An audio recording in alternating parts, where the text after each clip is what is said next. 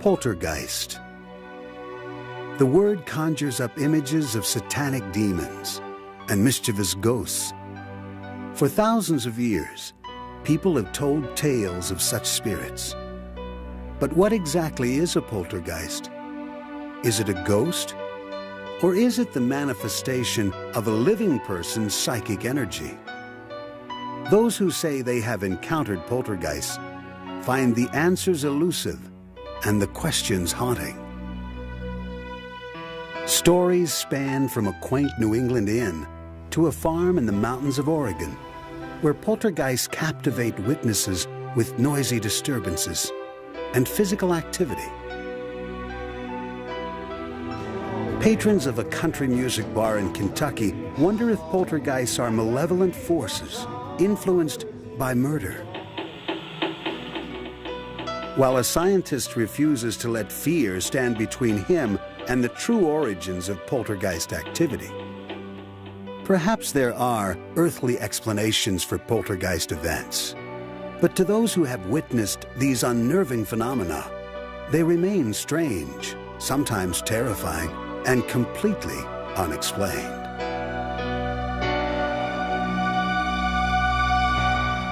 Johnstone's Inn lies in the countryside village of Ashland, Massachusetts, 30 miles southwest of Boston.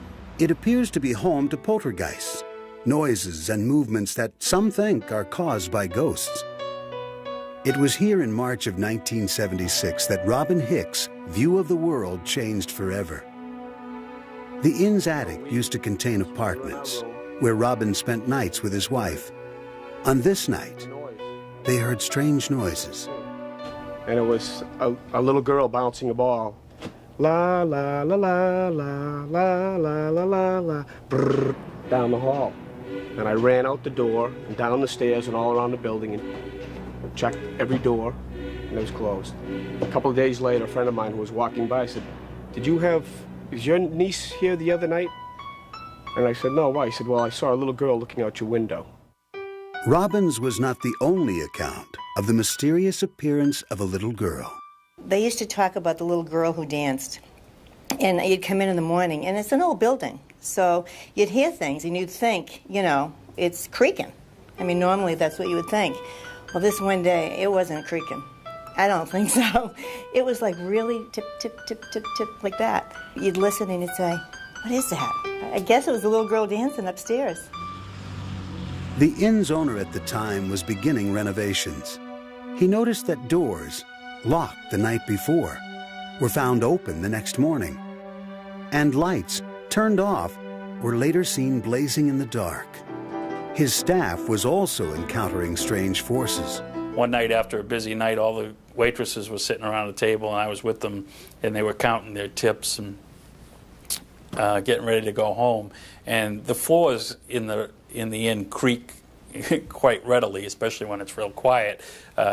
You can hear it, and so when someone walks by you, you can hear the creak, and you get a little breeze that goes by. And we had that experience, but there was no one else in the restaurant but us.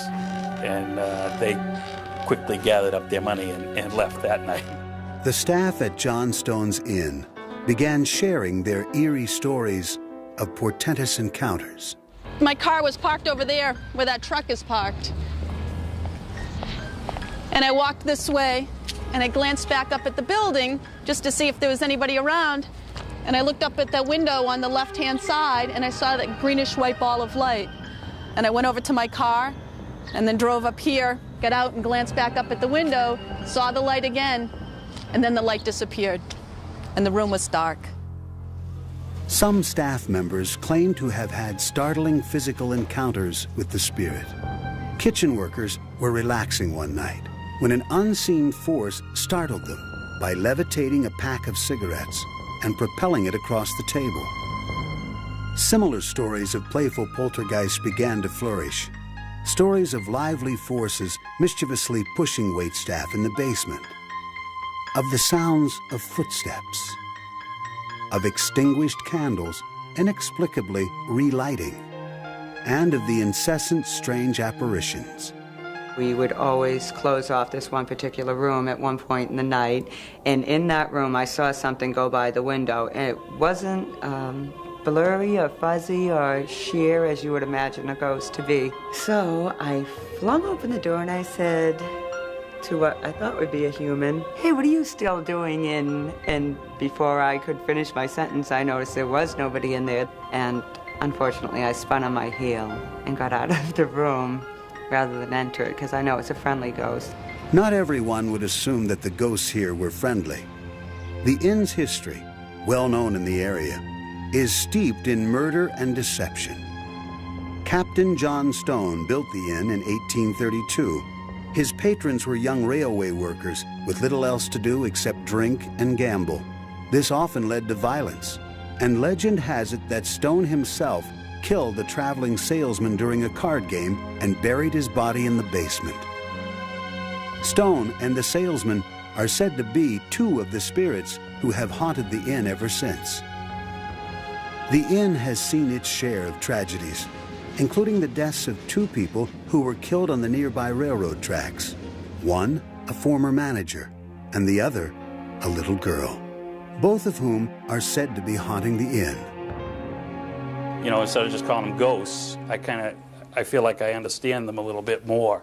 And I also understand that they're very dangerous. We used to take them very lightly because we didn't understand what they were before. And we had a lot of fun with them. But now I think of them in a more serious nature, and that they really shouldn't be fooled with. They're very powerful and very dangerous things. Spiritualist Raphael Bibbo, intimately familiar with the inn's history and structure, feels that the sheer number of reports of poltergeists at the inn are enough evidence to conclude that paranormal activity is present. And with so many people who have had these experiences, one cannot say that 75% of the public is paranoid or has got some problems with them, because there are a lot of credible people who have experienced, felt, seen, touched, and so you have to go on that basis that something must exist, something has to exist. Unlike the apparitions associated with hauntings, poltergeists are phenomena involving real-life physical activity. Is the building itself a source of these activities? The inn, the thing that first caught me right off was that it's only about 50 or 100 feet away from the railroad tracks, and that's going to cause some pretty serious shaking of that building.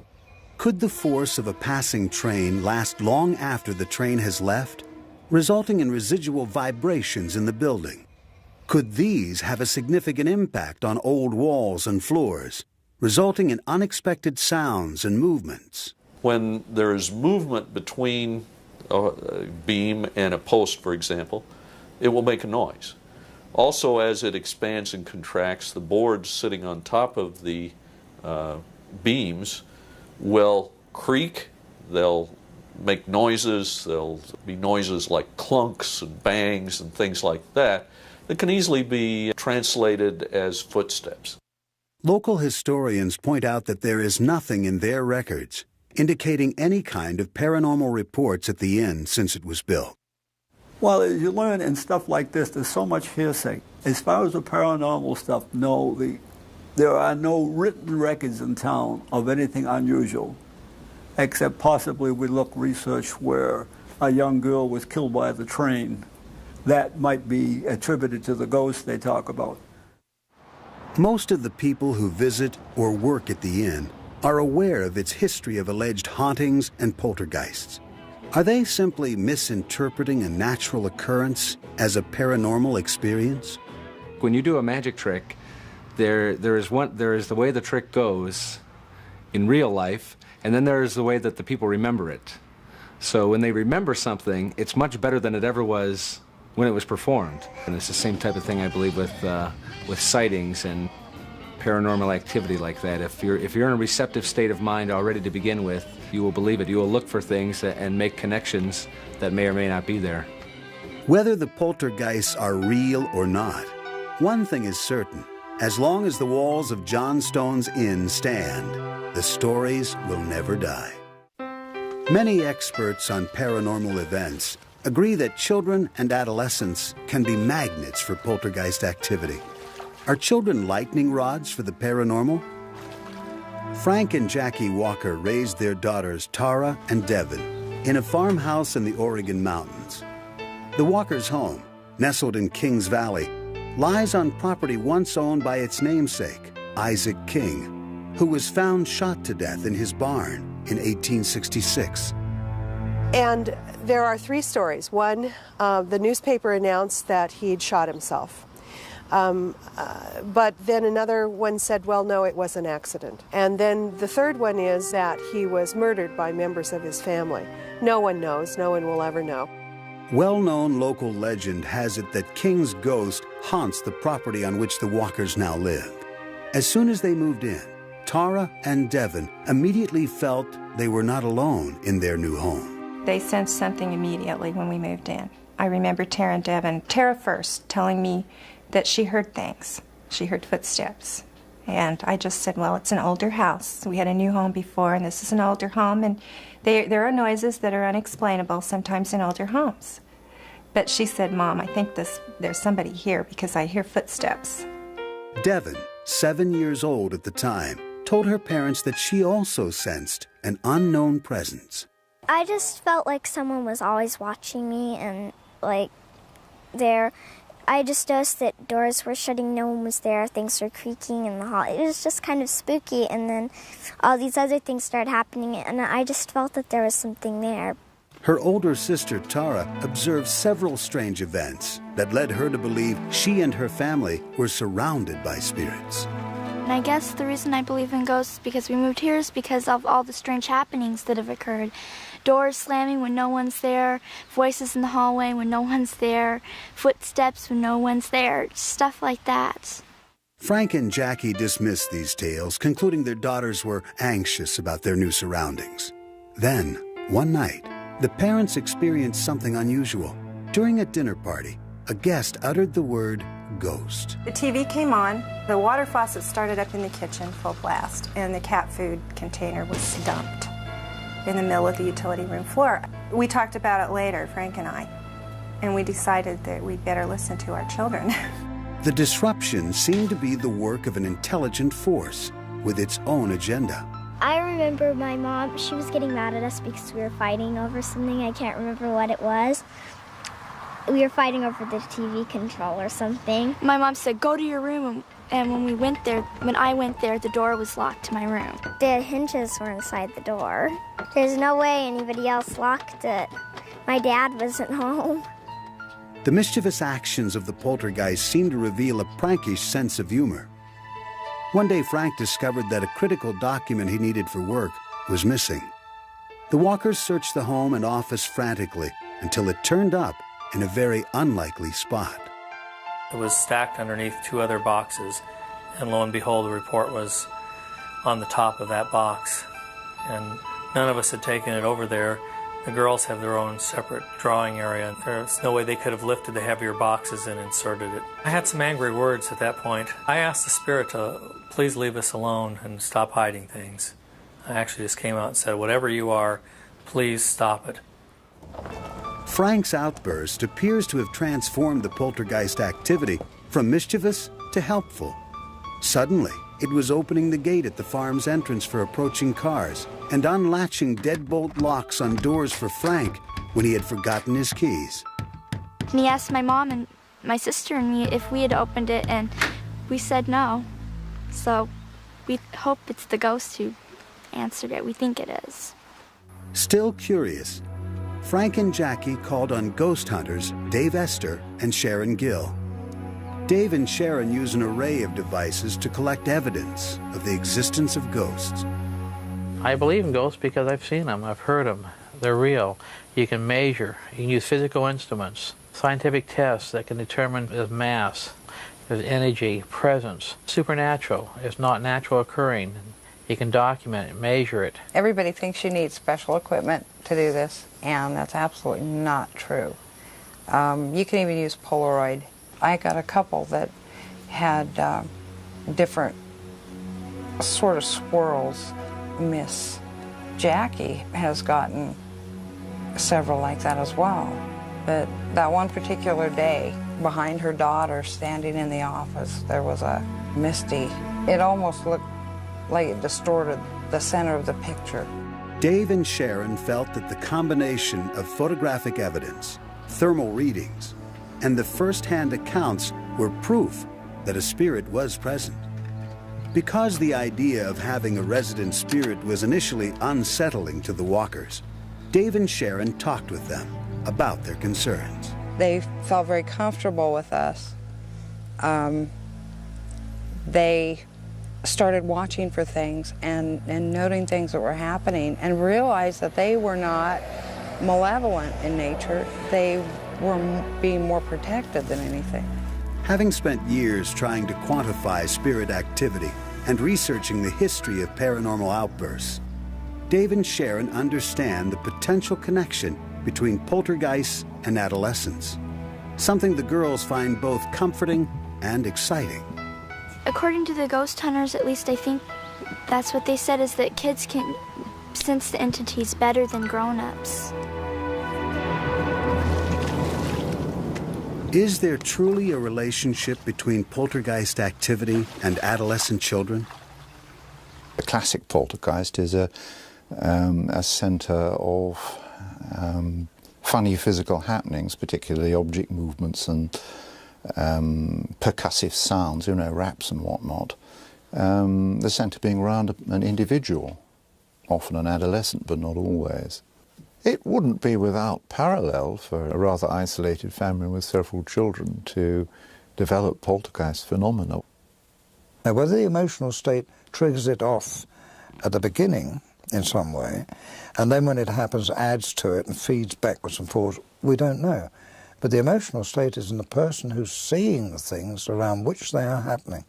I don't think it's got anything to do with spirits at all. Poltergeist researchers feel that the emotional turmoil of adolescence can generate enough psychic energy to trigger poltergeist activity. Psychologists argue that reports of poltergeist are simply people's misinterpretations of ambiguous situations. Possibly what is being taken as a poltergeist may indeed be a prank. In this case, where you have little girls, it seems to me that they started as a prank. They may even have started to believe in it themselves. It's the kind of game that you play, and you keep on doing it, and you get to a point where you kind of forget how it all started, and it takes on a life of its own. And it doesn't seem unlikely that you might be able to convince your parents of the same. Phenomena that seems to be centered around adolescence seems to reflect adolescence itself. Here we have little prankster things happening, doors opening and closing. Objects that should be in one place are found in another. And we have to ask ourselves, is this really the action of a ghost or more of the action of the adolescent? Another explanation is more mundane. The plumbing is noisy. Old plumbing systems in particular, but plumbing systems in general, can transmit voices. It is not unusual for people in single-family homes, for people in one home, to hear voices of their neighbors coming through a plumbing system. There is also a scientific explanation for the strange way the Walker's Gate at the farm's entrance occasionally opens when a car approaches it. As the wind tries to go around a solid body like a car or a building or something like that, the wind sort of piles up behind it, and as it tries to go around, it speeds up. So if you drive up to something like a gate, the wind coming around the car will speed up, and that can put more force on the gate and cause the gate to have the appearance of opening up automatically. The Walkers still believe they are at the center of paranormal activity, and the girls, for their part, strongly defend their beliefs. I would say, if you think I'm nuts, then you can come over to our house and you'll think you're nuts too. Love, murder, and betrayal, major themes in country music, are also the key ingredients to an ongoing series of poltergeist reports at Bobby Mackey's Music World, a popular honky-tonk in Wilder, Kentucky, across the river from Cincinnati, Ohio. Country singer Bobby Mackey opened the club in 1978. His wife, Janet, pregnant at the time, was apprehensive about the move. When she first saw the building, she sensed a malevolent force. I was hesitant about even wanting a nightclub to begin with. But when I saw that door open by itself, that freaked me out. But when we got inside, the lights kept coming on and off by themselves, and I could hear people talking. Shortly after the Mackeys began renovation of the club, Janet claims she was physically attacked by a ladder. And here comes this ladder. It was like somebody walking right toward me. And then when it got almost right directly toward me, in front of me, it started falling toward me. And then when it did, Carl grabbed me and jerked me out from under it, and it fell.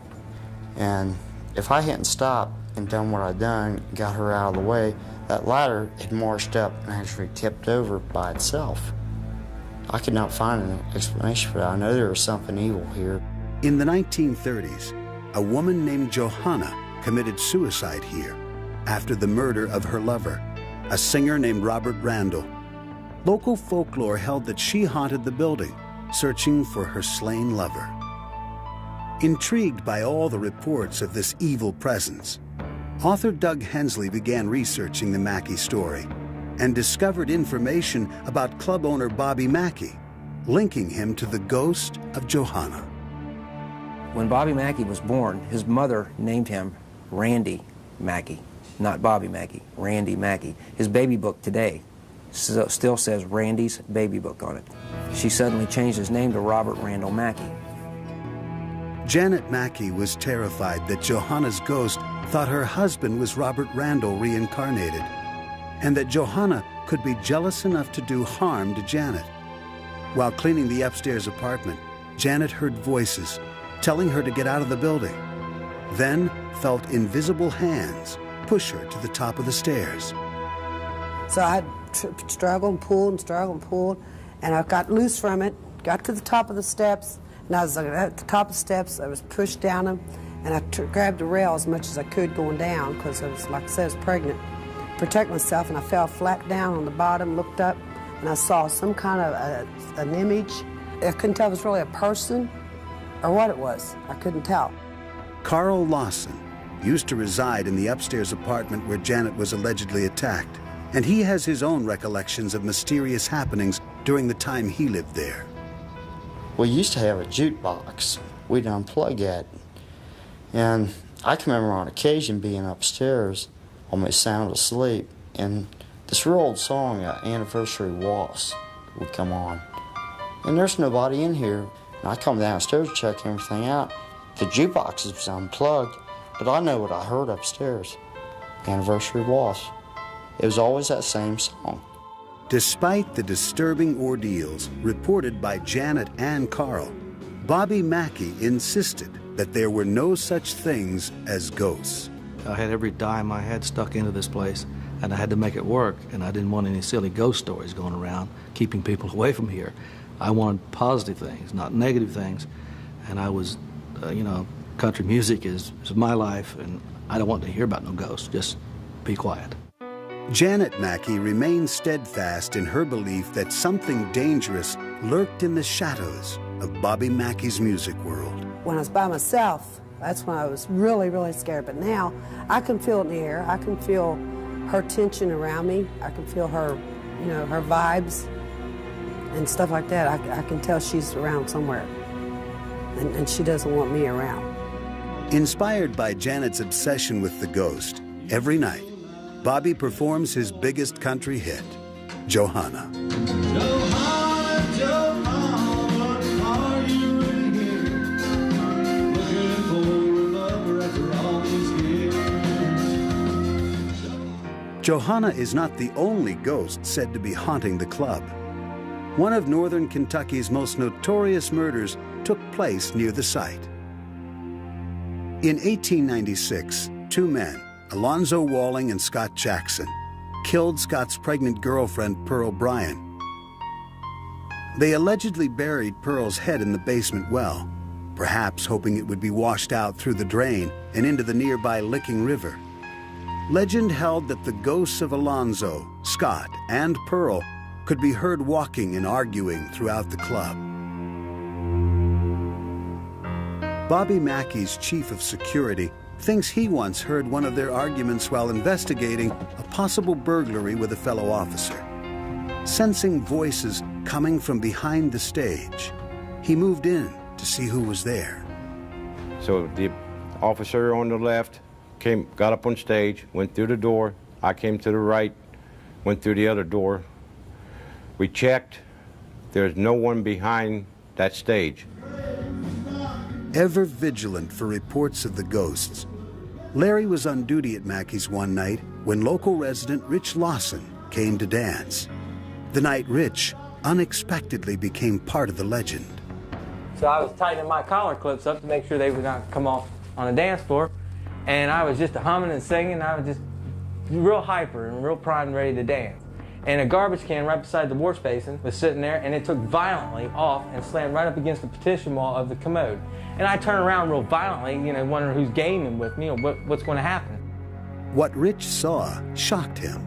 There before him stood the image of a man dressed in clothes from the turn of the century, complete with handlebar mustache.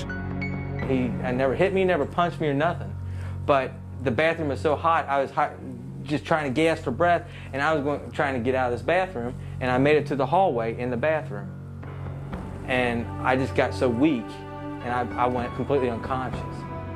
Larry Hornsby heard the commotion and found Rich's near lifeless form on the floor. When Rich awoke, he was terrified. He said he seen a figure and of a man wearing a big trench coat, like back in the old days, a mustache. When shown photos of Alonzo Walling, Rich recognized him as the man he had just seen. Even more frightening, he recognized the face of someone else in a photo of Alonzo and Scott's hanging. On the gallows in 1897, there's a judge and a preacher. I take my hat off, I resemble that preacher standing on the gallows holding the Bible. Though Rich continued to be haunted by his experience, and he is aware of some kind of danger at Bobby Mackey's, he refuses to back down. I got this feeling that the evil here wants me away. I'm intruding on them or something like that, and they're trying to push me away. I'm not going to leave, because I love country music, and Bobby Mackey's a great country music singer, and I'm a danceaholic.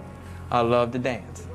While Rich thought he was a target of malicious intent, Larry Hornsby felt it was his destiny to help save Rich and the others at Bobby Mackey's from Alonzo's angry ghost. So what I'm thinking, what my theory is, he wants me out of here. He'll do anything possible to get me out of here. But, like I said, he's evil, I'm good, and we're battling each other. Janet Mackey, however, was certain that strange occurrences at Bobby Mackey's music world targeted her and her alone. I think it's a personal thing. I really do. Nothing's ever happened to Bobby. Nothing's ever happened to my children. It's just me. As far as family, Other people, yeah. But I'm talking family. Nothing's happened to my girls. Nothing's happened to him. It's just happened to me. So therefore, I feel that they're just after me. The regulars at Bobby Mackey's all felt that they were part of a struggle between good and evil, and they turned to a psychic to confront the evil poltergeist.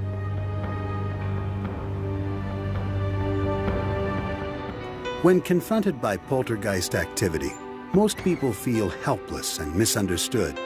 For people at Bobby Mackey's music world in Wilder, Kentucky, the battle had become intensely personal, and they turned to a psychic for help. I was born with psychic abilities and with the gift of healing. I have clairvoyance, which means that I can see visions or images, and I can hear spirit talking to me, which is clairaudience. Bodine claims to have established contact with 4 major ghosts: the 2 pregnant women, Johanna and Pearl Bryant, and Pearl's killers, Alonzo Walling and Scott Jackson.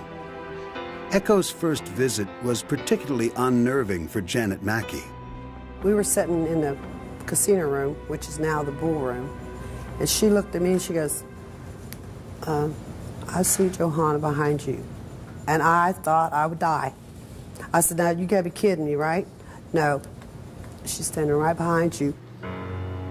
3 years after that terrifying first visit, Echo is still able to converse with the ghosts at Bobby Mackey's. We're going to go talk to Scott and Pearl, see if they'll go too.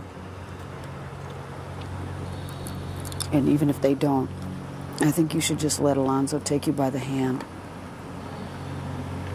and take you over to the other side with him, okay?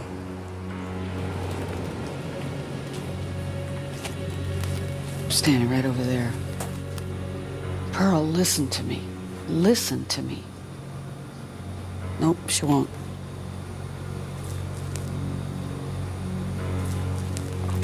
Scott, can you listen?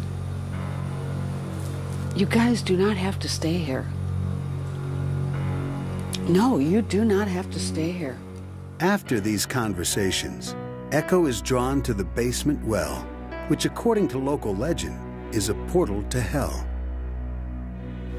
You want to say there was weird things that happened in here to people, women. Not very good things. A lot of real crazy thinking. A lot of crazy behavior went on in here. I believe that's like a vortex. I believe whatever evil comes through here, it comes right out of there right from hell. I believe that's an entry point. I believe if that well was dug up, we'll find a lot more, evidence of a poltergeist type of activity. In an effort to relieve the worried minds of the Mackey owners and patrons, Echo tried to convince the ghost to leave. The psychic claimed that two, Johanna and Alonzo, said they were willing. Echo performed what she calls a cleansing, claiming to exorcise the building of Johanna and Alonzo. I'll tell you what they are saying. Okay, Alonzo, yes. You still want to go to the other side? Yes. Okay, so you're really clear that you want out of here? Yes. Even though at least two ghosts remain behind, reports of poltergeist activity have diminished at Bobby Mackey's since Alonzo and Johanna departed. But their legacy still haunts the place, if only in the plaintive chorus of Bobby's song.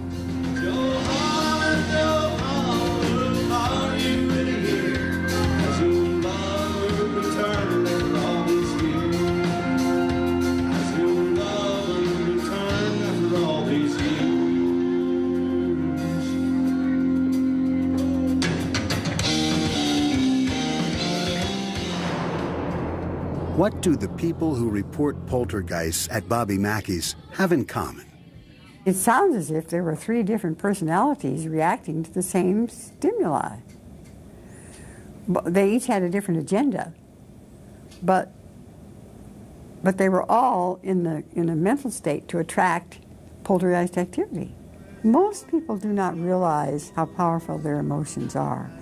And our emotions create energy fields around us all the time. I think that what is called poltergeist activity is, most of the time, spirits interacting with people on the earth. Psychologists note that people's emotions and perspectives can produce delusions, not demons. You have to look at the background of the people having these experiences. A security guard that has that responsibility is going to feel a personal obligation to rid a ghost or a poltergeist from the premises. It's his job. He's a security officer. It's not just the ghost is after anyone, but I have a link. I have a special relationship with this ghost. And that just makes you look for more evidence of the same. It's almost acting like a delusion. Throughout this case, you have this notion that everyone is involved in this in an important way. So in a sense, it's a story about people asserting their self-importance. Even Echo Bodine acknowledges that poltergeist activity can be psychologically motivated. People need some attention, yeah. Oh yes, you can go into a home and people will say, oh, the ghost is doing this to me and this to me and this to me. And you walk around the house and there's absolutely no ghost there at all. But it's maybe her only way to get her husband's attention, or the child's only way to get attention from their parents. So what we do is we just say there is no ghost here. Another explanation for the supposed poltergeist activity could be the building itself. This building, though, is set up very nicely to hear sounds from a long distance away. The very large open pit in the basement opens into a drain under the railroad and over to the river. This drain provides a very nice path for sounds to come in. And it would be very possible for someone to be talking a long way away, maybe even miles away on a quiet day, have the sound reflect off something on the other side of the valley and be picked up like a microphone by this pipe and funneled into the building. When a building such as the Mackey Club is constructed piecemeal over the years, its internal systems may be adversely affected. You could have lots of problems with the wiring that when you plug in something new, it spikes the whole system and you have a drop in the lighting, or the lighting will flicker.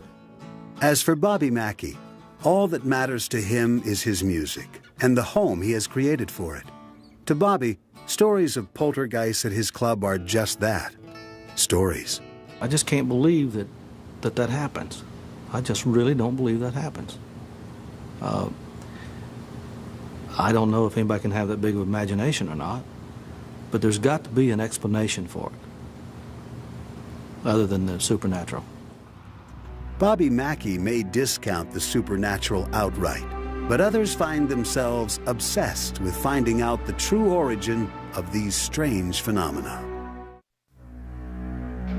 The common links among reports of poltergeist activity are physical experiences involving motion or kinetic energy.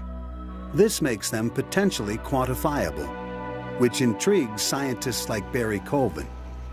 While working as a chemist for Shell Oil, Dr. Colvin's curiosity was piqued by reports of a local poltergeist. He discovered something that conventional science could not explain. Some years ago, a case was reported near Leeds, which is in Yorkshire in the UK, and it sounded quite remarkable on the face of it. And this revolved around a hotel in which there were the parents and a son, and this son was the centre, it seemed, of some poltergeist activity. Upon arrival at the hotel, Colvin and other witnesses, including colleagues from Shell, were startled to see eggs floating through the hotel lobby. The egg actually travelled rather slowly. It was almost as though it was being held up. It was travelling, being held up by some unseen hand, if you like, travelling in a perfectly straight line, very slowly, and then smashing against the wall. So it was quite different to the form that it would take if it was simply thrown from one side to the other. Colvin began exploring other reported poltergeist incidents. In a Yorkshire home, Colvin encountered strange rapping noises, which appeared to be efforts to communicate by a spirit called Eric. And it tapped out the messages by tapping the relevant number of letters through the alphabet. So, for example, if it wanted to tap the letter M, it would be 13 taps, and so on. Well, essentially what it tapped out was its name, first of all, which in itself is interesting, because that then brings up the whole hypothesis of a spirit involved in these tapping sounds. It also tapped out the message that it was killed on this spot and that its body was still buried beneath the house. Though denied a permit to dig for the body, Dr. Colvin was nevertheless convinced there was a poltergeist, because Eric's rappings were strongly linked to the presence of one specific living person. We never, I think it's fair to say, we never had any activity at all from Eric when the girl was not present. Either Eric was a person and he is using the focus of this young girl to make himself known, is one interpretation. The other interpretation would be that since the force is objective, and one cannot argue with that here we have a force which may be generated in the mind of possibly the girl, the mother, the two of them together, and simply they are generating a story of Eric for some unknown psychological reason. Colvin has just begun to scratch the surface, but to him, science must clearly broaden its boundaries to describe physical forces that are now beyond its understanding. Psychologists Alan Gould and Tony Cornell agree that the witnesses, or as they call them, agents, have a strong role in the type of interaction with the poltergeists. There have been one or two poltergeists in which there have been communicative rappings, and the raps have spelled out all sorts of messages as from mysterious entities. And they've actually made the same spelling mistakes that the person around whom the thing's centre makes. So clearly the intelligence was the intelligence of the poltergeist agent. The complexity of the Eric case drew Dr. Colvin away from his work as a chemist at Shell to his new line of work, poltergeist research. There's an awful lot that can be done in terms of instrumentation. I am myself getting very involved in modern, very up-to-date equipment, which I believe may well lead us down the path to scientifically explaining what is going on. And I know that others working in other parts of the world are looking down this road of sophisticated instrumentation to determine something about the poltergeist force. Dr. Colvin founded the Poltergeist Research Institute, a group of international scientists whom he hand-picked to investigate poltergeist activity. Never mind, I can come over straight away. All right, I'm on my way. Thanks. But being realistic, things generally occur one day and they could be gone in a week's time. And what we do generally these days is that in such a case, I have an aircraft and we simply, if we think it's worthwhile, we either get a local person to investigate and report back to us as soon as possible, or if it looks promising enough, we simply step into the plane and we go. And within generally an hour or 2 hours, we're there on the spot. Using a combination of scientific instrumentation, research, and a fine-tuned instinct, Dr. Colvin and the members of the Poltergeist Research Institute hope that one day poltergeist forces will be as familiar to scientists as the wind, physics, even electricity. As some scientists keep looking for explanations for poltergeist activity, there remains a chasm between those who will only believe in empirical evidence and those like Raphael Bibbo, who believe there is more to our world than science can tell us. The spirits exist as well as we exist. It's interdimensional. They're here with us. And the only way you're going to deal with it is just like if I'm talking to you, you talk to them. And yeah, you're going to have pranksters. You're going to have people that can harm you. They can harm from that side as well as you can harm me. So it's just like a human being, except they don't have a physical body. And how can you account for fax machines or radio or television? You can have 4 or 5 televisions or radios in the same room, and everything is coming in on a different channel. And they're all pure, okay? How can you explain that and think that the mind is any less capable of these miracles? Others acknowledge that while we may never know the source of poltergeist energy, we should at least acknowledge its presence and try to understand its power. For years and years and years, investigators have heard these things happen. They know that certain people have to be present for these things to happen. They happen around a particular person or a group of people. But I think we've got to concentrate on the person around which these things happen if we're going to get the answer. If we're going to get the answer. So far, we've got nothing. In the end, the way we perceive poltergeists will ultimately be determined by how we use our own minds to perceive ourselves and our environment. The most powerful tool in misdirection is the spectator's mind, because if the correct suggestions are given, their mind will take those suggestions and believe anything that is related to them. Paranormal experiences, including poltergeists, are a normal part of the human condition. They reflect who we are, they reflect our wishes, Sometimes those wishes aren't always positive. They don't reflect our beliefs, which aren't always positive. They reflect our relationships with other people. When we are all said and done, poltergeists are genuine experiences, but they're a psychological phenomena rather than a parapsychological one. Is it possible that we do not yet understand the capabilities of our own untapped energies? As psychics and scientists alike grapple with the mystery of poltergeists, the real answers may lie hidden in the recesses of the minds of those who have met them, and there they will remain, unexplained.